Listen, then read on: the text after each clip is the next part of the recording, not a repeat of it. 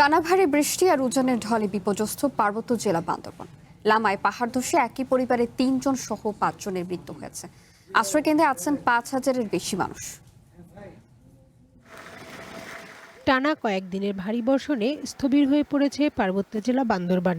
পাহাড়ি ঢল আর বৃষ্টিতে তলিয়ে গেছে জেলার বিভিন্ন নিম্নাঞ্চল সহ নদী তীরবর্তী এলাকা। কোথাও সড়ক পানির নিচে, কোথাও আবার পাহাড় ধসে বন্ধ হয়ে গেছে অভ্যন্তরীণ সড়ক যোগাযোগ।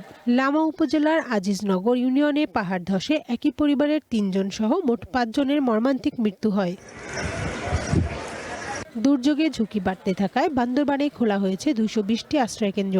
এরই মধ্যে বন্যা ও পাহাড় ধসে ক্ষতিগ্রস্ত ৫,০০০-এর বেশি মানুষ আশ্রয়কেন্দ্রে অবস্থান নিয়েছে। প্রশাসনের পক্ষ থেকে শুকনা খাবার সহ ত্রাণ সামগ্রী বিতরণ করা হলেও বিশুদ্ধ পানির সংকট সহ নানা ভোগান্তিতে পড়তে হচ্ছে বাসিন্দাদের। আমরা সবাই রাতে এখানে চলে আসছিলাম।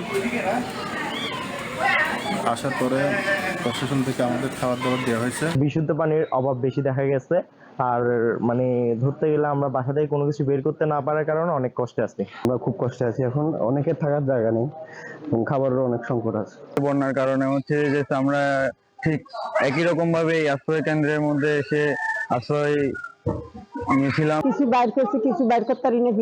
বিদ্যা আছে নষ্ট হয়ে গেছে, তো গোস মাংস সব নষ্ট হয়ে গেছে। ঝুঁকিপূর্ণভাবে বসবাসকারী বাসিন্দাদের নিরাপদ স্থানে সরিয়ে নিতে এবং দুর্ভোগ কমাতে মাঠ পর্যায়ে কাজ করছে জেলা প্রশাসন। 7টি উপজেলা নির্বাহী অফিসাররা তাদের নেতৃত্ব যে দপ্তরগুলি আছে, বিভিন্ন স্টেক হোল্ডার্সরা আছেন, বাহিনী সদস্যরা আছেন, ফায়ার সার্ভিস আছে, স্থানীয় গণ্যমান্য এবং জনপ্রতিনিধিরা আছেন। এখানে আপনার হেডম্যান কারবারিরা আছেন।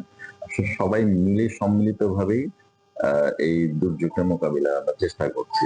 গত 1 দশকে জেলাটিতে পাহাড় ধসে 110 জনের মৃত্যু হয়েছে। One national desk.